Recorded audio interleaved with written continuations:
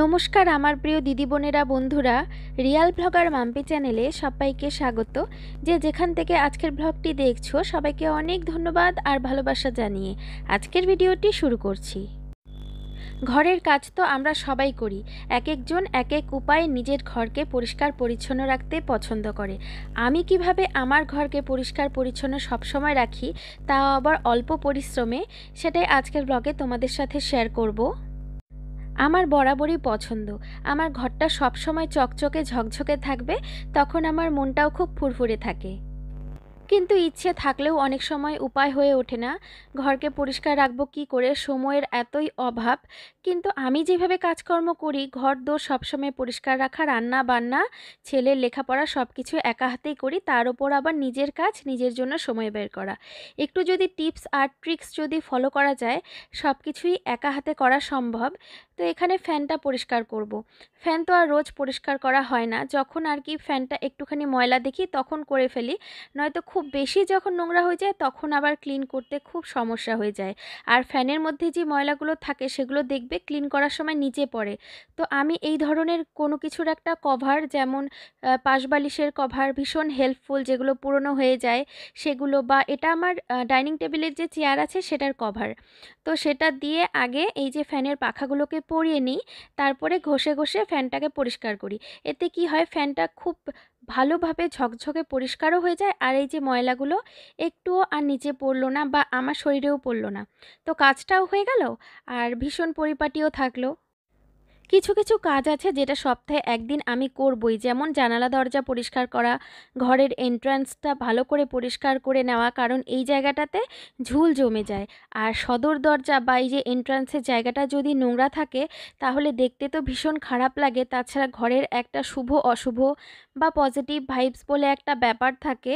তো যদি এই যে আমাদের সামনের দরজার মধ্যে কোনো ময়লা থাকে, দেখবে বাস্তুমতো বলে যে এটা ভীষণ খারাপ। ঘরের সামনের দরজাটা জায়গাটা আর কি সবসময় পরিষ্কার রাখা, বা সেখানে জুতো না রাখা, জুতোর আলাদা করে একটা ক্যাবিনেট বানানো, বা ঢুকতেই আমাদের অনেক সময় হয় না, ঘরের দরজার সামনে প্রচুর জুতো খুলে রাখা হয়, সেই জিনিসটা কিন্তু একদম ভালো নয়।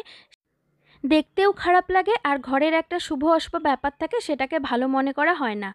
আর তার সাথে যেই কাজটা সপ্তাহে সপ্তাহে আমাকে করতেই হবে, যেই ছোট ছোট ফার্নিচারগুলো আছে আমার দ্বারা যেগুলোকে সরিয়ে পরিষ্কার করা সম্ভব সেগুলোকে সরিয়ে ফার্নিচারগুলোকে মুছবো, তারপরে ঘরটাকে খুব ভালো করে ঝাড় দেবো।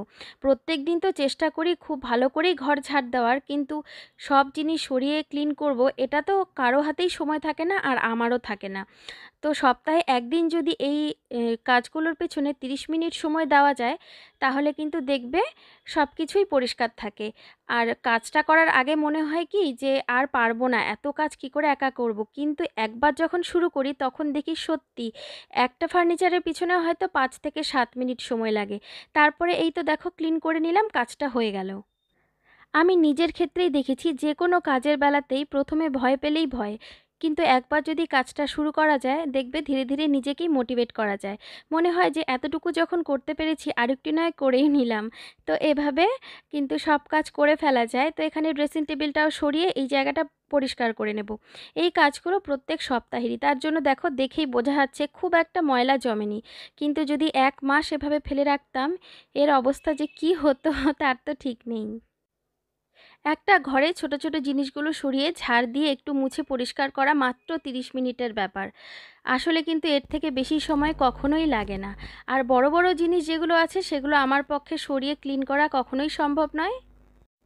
বড় ফার্নিচারগুলোর ভেতরে যতটা ঝাড়ু পৌঁছয় ততটা তো ক্লিন করি। তারপরে যখন তোমাদের দাদা বাড়িতে থাকে ওকে বলি একটু সরিয়ে দিতে, ও একটু সরিয়ে দিলে তারপরে ওটা ক্লিন করে ফেলি। কারণ দেখবে যে কোনো অকেশনের আগে আমরা স্পেশালি ঘর পরিষ্কার করি, কিন্তু সেই 6 মাসে একবার বা বছরে একবার ক্লিন করলে যা পরিশ্রম আর খাটনি হয় সেটা তো বলার বাইরে। তার জন্য আমি চেষ্টা করি যে প্রত্যেক মাসে বা প্রত্যেক সপ্তাহে একটু একটু করে পরিষ্কার রাখতে। যখন ঘর পরিষ্কার করি ফার্নিচারগুলো খুব ভালো করে মুছে নিই। রোজ তো ভালো করে মুছি, তারপরেও যেদিন ডিপ ক্লিনিং করি সেদিনও আবার বেশি করে মুছতে হয়। আমি যেটা করি, দুবার করে ফার্নিচার মুছি যেদিন ডিপ ক্লিনিং করা হয়। একবার তো ঘর ঝাড় দেওয়ার আগেই তো এইভাবে দেখো ধুলোগুলো ঝেড়ে নিলাম। তারপরে যখন খুব ভালো করে ঘরটা ঝাড় দেওয়া হয়ে যাবে তখন আবার মুছে যে কোনো একটা ক্লিনার দিয়ে ফার্নিচারগুলো মুছে নেব।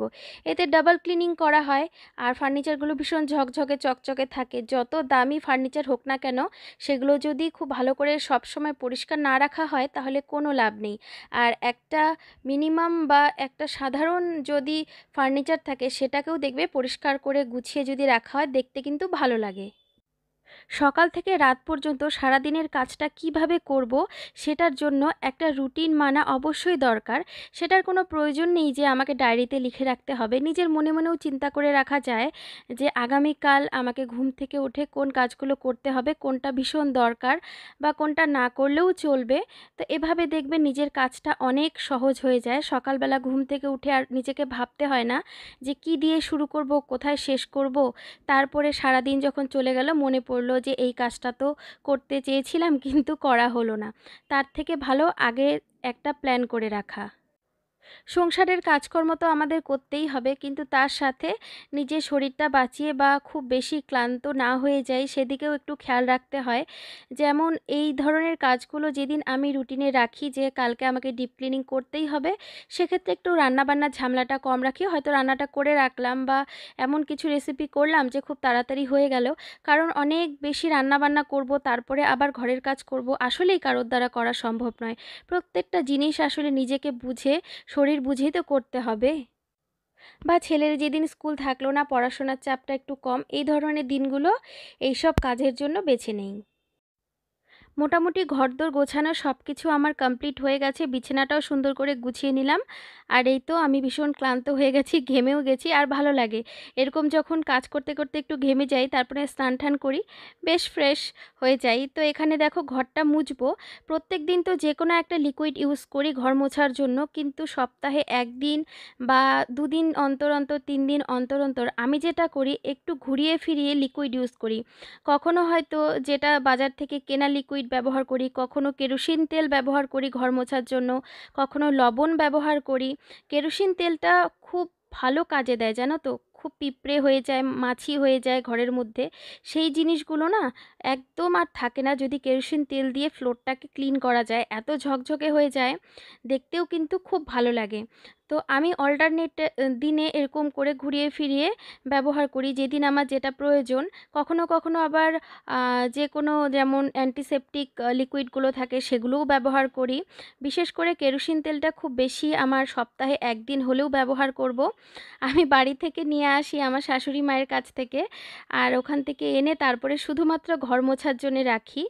তো এই যে মপটা দেখো একটুখানি ময়লা হয়ে গেছে, আর আমার মপ দেখবে সব সময় এরকম পরিষ্কার থাকে।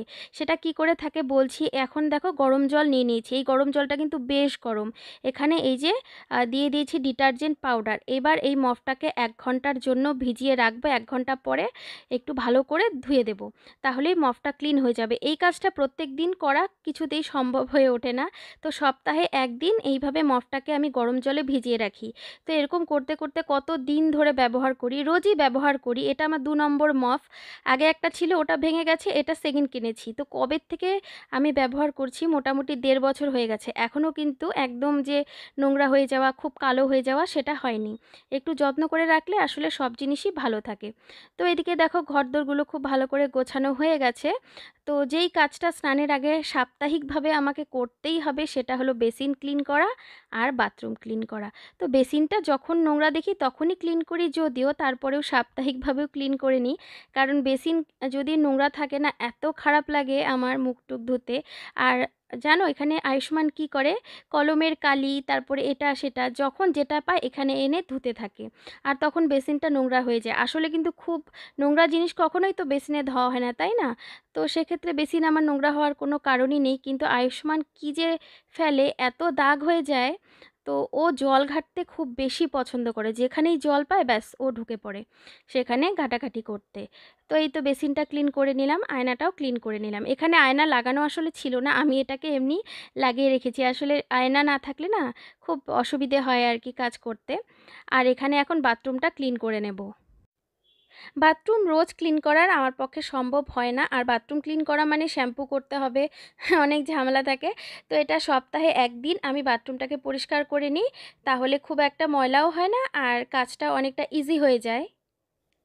আমি যতদূর শুনেছি বাথরুম থেকে নানা ধরনের নেগেটিভিটি ছড়ায়, তো সেক্ষেত্রে সবসময় চেষ্টা করি বাথরুমকে ক্লিন রাখার। আর এখানে দেখো বেকিং সোডা একটু নিয়েছিলাম লিকুইডের সাথে, তো এটা দিয়ে ক্লিন করলাম। বেকিং সোডা দিলে একদম ঝকঝকে পরিষ্কার হয়ে যায়। কাজ করতে করতে তোমাদের কাছে অনুরোধ, যদি আমার এই ধরনের ব্লগগুলো তোমাদের ভালো লেগে থাকে বা আজকের ভিডিওটা ভালো লেগে থাকে, প্লিজ একটা লাইক করে দিও। তোমাদের একটা লাইক পরবর্তীকালে ব্লগ বানাতে আমাকে অনেক মোটিভেট করে। তোমরা যদি চাও ইউটিউবে আমি একটুখানি জায়গা করে নিই, তাহলে আমার চ্যানেলটা তোমরা সাবস্ক্রাইবও করতে পারো, চাইলে ব্লগগুলোকে শেয়ারও করতে পারো। কাজকর্ম সব শেষ হয়ে গেল, স্নান করে নিলাম। কী যে শান্তি বলে বোঝানোর নয়। সপ্তাহে একদিন যদি একটা ছোট্ট রুটিন বানিয়ে এইভাবে ঘরটাকে পরিষ্কার করে রাখা যায়, তো তারপর সারাটা দিন দেখো এখন কিন্তু মনটাও শান্তি থাকবে, মনটাও ভালো থাকবে, ঘরটাও দেখতে খুব ভালো লাগবে। তো চলো আজকের ভিডিওটা এখানে এন্ড করছি, দেখা হবে অন্য কোনো ব্লগে। Tata, bye bye.